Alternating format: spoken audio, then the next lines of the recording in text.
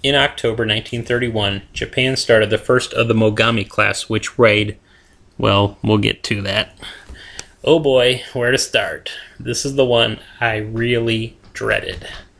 Under the terms of the 1930 London Treaty, Japan couldn't build any more cruisers with guns larger than 155 millimeter. Wanting to have the best they could, though, to make up for numerical inferiority, they started this class armed with 15 155 millimeter guns in 5 triple turrets. More on that later. When announcing the building of these ships, the Japanese stated their standard displacement as 8,500 tons, or about the same weight as the Aobas. Not surprisingly, nobody believed them. The British director of naval construction famously remarked, "They're either making their ships out of cardboard or they're lying." The real answer was essentially both. While declared weight was 8,500 tons, design weight was actually 9,500 tons. Okay, they lied to everyone else. It is what it is. Even worse, though, they lied to themselves. Upon completion, Mogami and Mikuma's actual weight was 11,169 tons.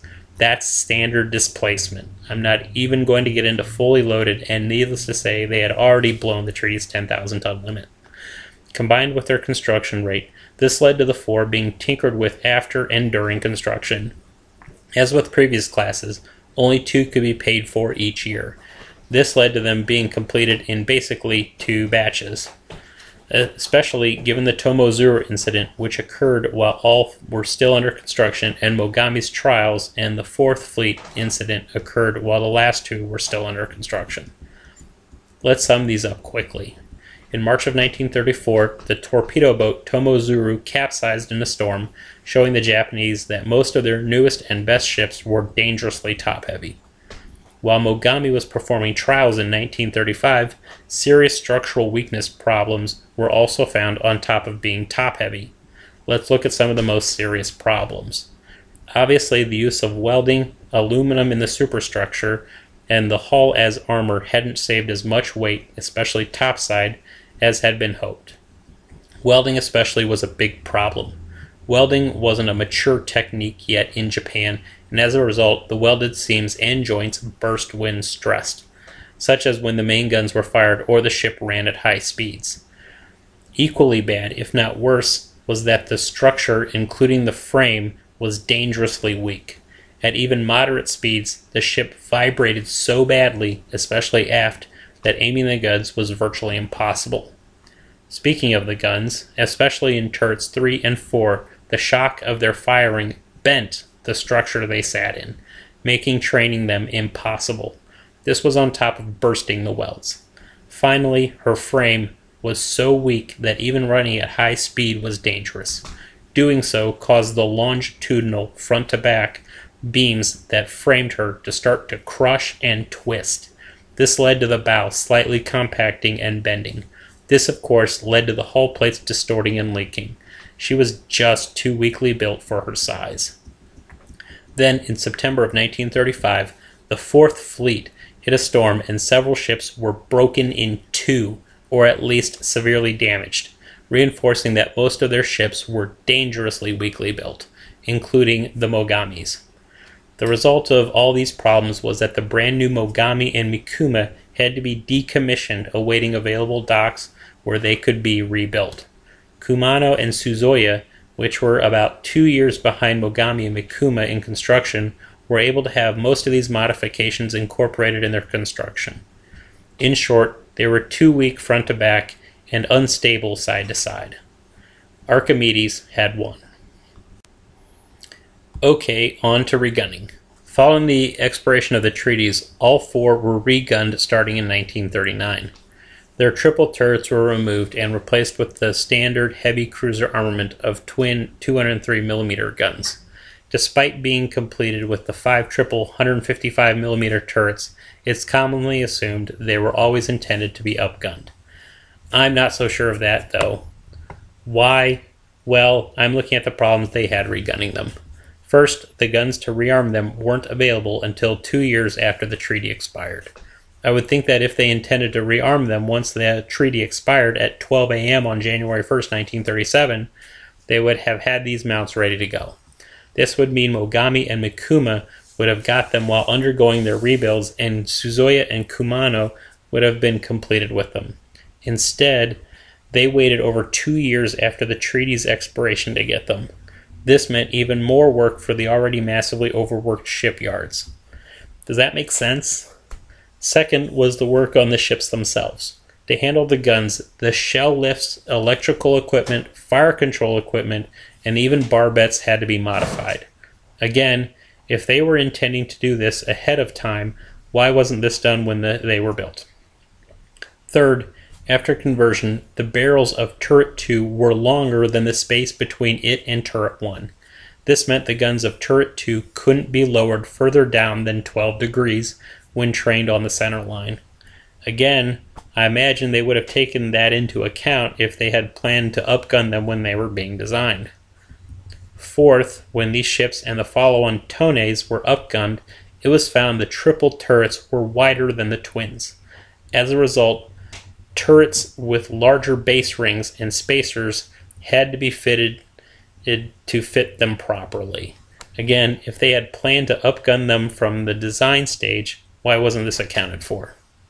Fifth, whereas previous heavy cruisers, Mogami was started October 27, 1931 and completed July 28, 1935. Mikuma was started December 24, 1931 and completed August 28, 1935. Suzoya was started December 11, 1933 and completed October 31, 1937. Kumano was started April 5, 1934 and completed October 31, 1937. Main armament was 15 155mm 60 caliber guns in 5 triple turrets. 3 forward with turrets 1 and 2 at deck level, and turret 3 super-firing turret 2. The remaining 2 turrets were aft with turret 4 super-firing turret 5. Secondary armament was originally 4 5-inch 40 caliber dual-purpose guns in 2 twin shielded mounts midship, 1 on each side midship on Mogami and Mikuma. Kumano and Suzoya were completed with 2 mounts on each side. Torpedo armament was 4 triple 24-inch torpedo tube mounts, 2 on each side on the main deck in cubby holes under the flight deck. Propulsion in Mogami and Mikuma was provided by 10 boilers, 2 small and 8 large. In Suzoya and Kumano, this was reduced to just 8 large boilers. Either way, they vented 2 funnels that trunk together into one. These provided steam to 4 turbines that generated 152,000 horsepower, each turbine driving one of the 4 propellers. This gave a top speed of 37 knots for Mogami and Mikuma when they were commissioned. They used 1 rudder. Protection was pretty good. Side armor continued the weight-saving practice of using the hull plate as armor and stretched from turret 1 to turret 5. It was 100 millimeters thick aside the machinery spaces, increasing to 140 millimeters aside the magazines, sloping inward as it went down. It thinned to 65 millimeters until it went behind the bulge, where it thinned to 30 millimeters, acting as the anti-torpedo holding wall all the way down to the double bottom. The armored deck was 30 millimeters over the machinery and 40 millimeters over the magazine. The sides of the armored deck increased to 60 millimeters and sloped downward to join the top of the side armor. 105 millimeter bulkheads formed the ends of the armored box. Barbette armor was up to 100 millimeters thick. Turret armor was 25 millimeters thick. Conning tower armor was 100 millimeters on the side and 50 millimeters on the roof. Aircraft complement was 3 float planes that could be launched off one of the 2 catapults, 1 on each side of the flight deck. Mogami and Mikuma originally had a hangar. Between 1936 and 1938, Mogami and Mikuma underwent modifications to help correct their weak hulls and top weight problems. Most notably, larger bulges were fitted. The number of torpedoes carried was reduced to 18. Permanent ballast was added. The hangar was removed. The superstructure was cut down. The masts were cut down. The frame was stiffened, and many of the most heavily stressed welded joints were replaced with riveting. Suzuya and Kumano, which were still under construction, had these modifications incorporated as part of their construction in addition to omitting the 2 small boilers. As a result of all this, standard displacement and speed on Mogami and Mikuma were now 12,000 tons and 34 knots. Again, Suzuya and Kumano were essentially completed with these modifications already done, so their initial speed and weight matched the rebuild first pair. Between 1939 and 1940, all were upgunned. The 155mm 60 caliber turrets were removed and put in storage.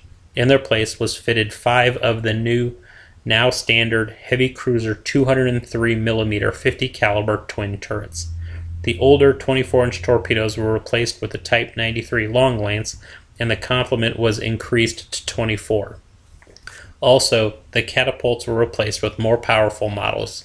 Displacement increased to 12,400 tons.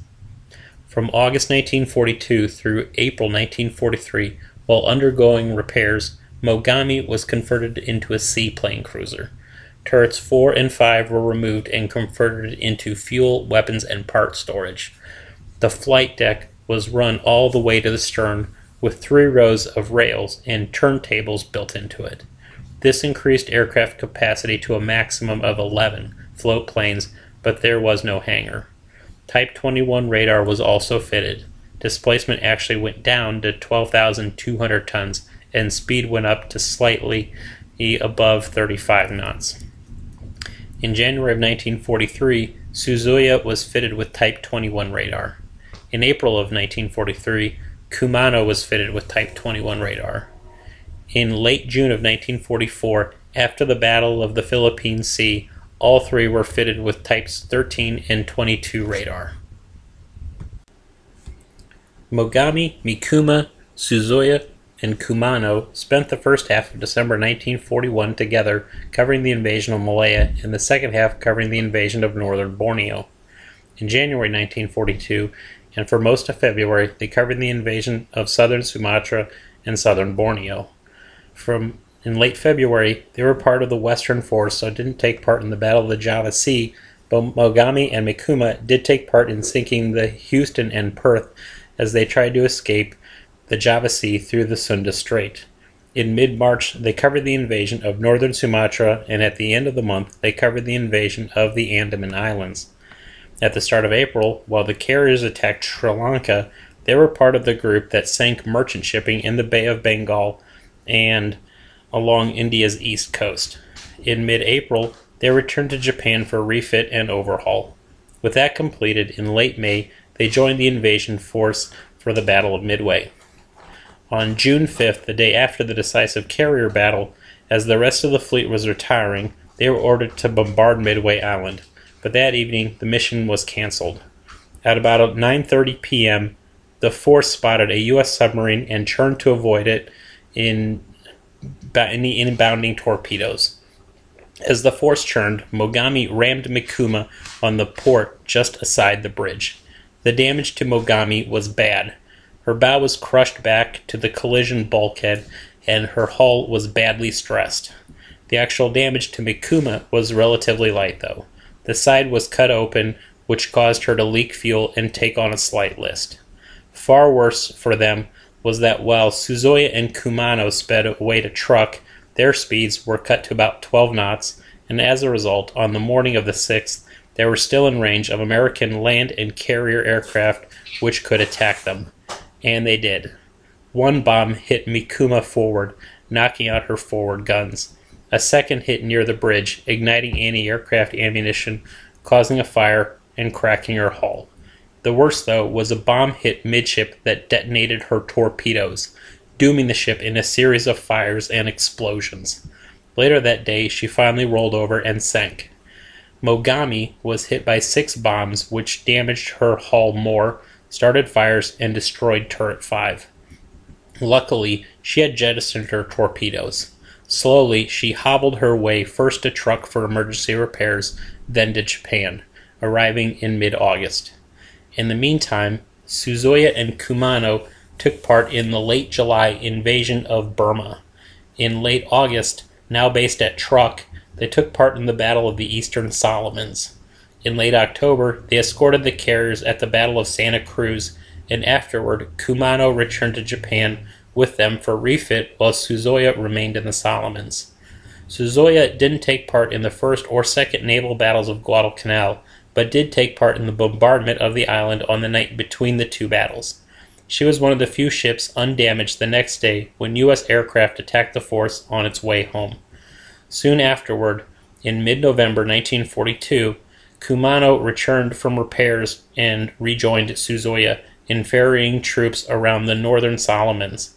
In early January 1943, Suzuya returned to Japan for her refit, while Kumano continued shuffling troops around until early February, when she returned to Truk, where she was reunited with Suzuya. In late March, both returned to Japan for refit.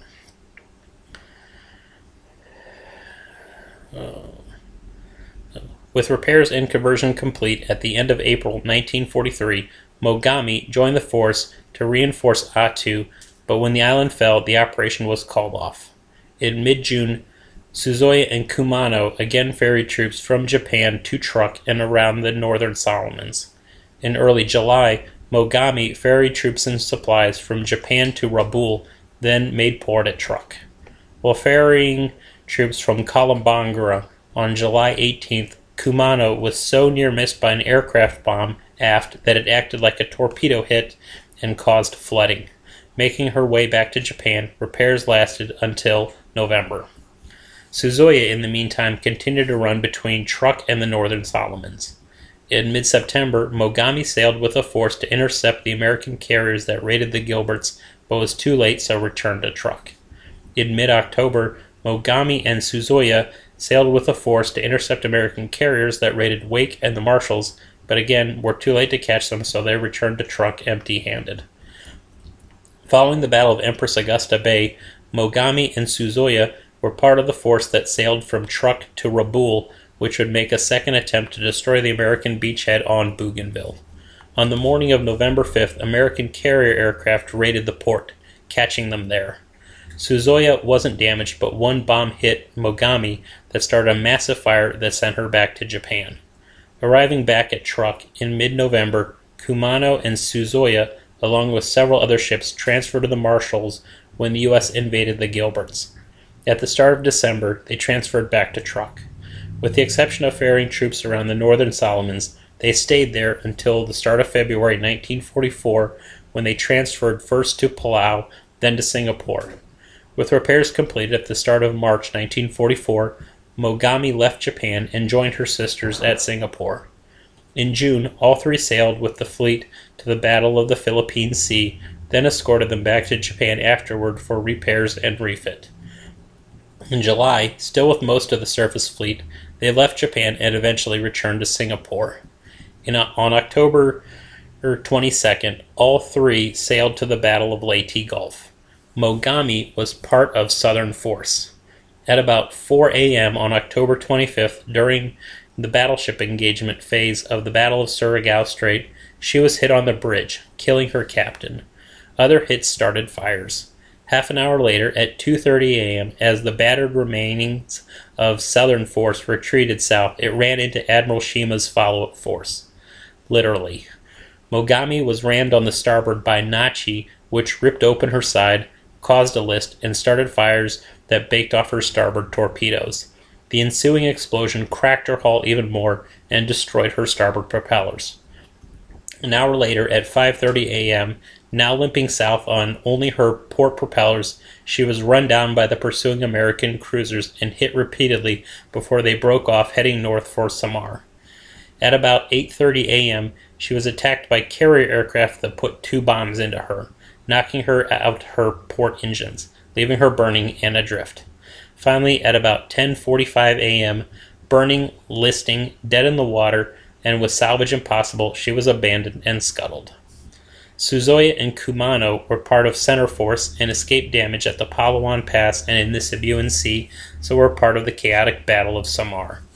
At Samar, on October 25, 1944, a destroyer torpedo blew part of Kumano's bow off, forcing her to cut speed to 15 knots and retire to Manila for emergency repairs. Suzuya wasn't as lucky. A near miss by a bomb wrecked her port propellers. This was superfluous, though, because at 11 a.m. a bomb hit started a massive fire which detonated her starboard torpedoes. After about an hour of immolation and secondary explosions, as one torpedo after another baked off, she finally rolled over to starboard and sank at about 11:50 a.m. The day after the battle, as Kumano staggered back through the Sibuyan Sea, she was hit by 3 bombs that damaged her boilers. She finally limped into Manila Bay on October 28th, making shift repairs began, and almost as soon as her anchor hit the water, only for the harbor to be raided by American carrier aircraft the next day, piling more damage onto her. Finally, on November 4th, she was as repaired as she was going to get, and she headed first for Formosa, intending to then proceed to Japan. Only 2 days later, at 10:50 a.m.-ish, as her convoy was passing Cape Bolino, she was hit on the starboard side by 2 torpedoes from the U.S. submarine Guitaro. One blew off her temporary bow. The more serious hit was midship. It flooded her turbine rooms, leaving her dead in the water and listing to starboard. Later that day, with damage control making no progress, she had to be towed to Santa Cruz Harbor in the central Philippines, where she arrived the next day on November 7th. She was still there on November 25th when American carrier aircraft raided the harbor, hitting her with 4 bombs and 5 torpedoes. Finally, at 3:15 p.m. that day, she rolled over and sank.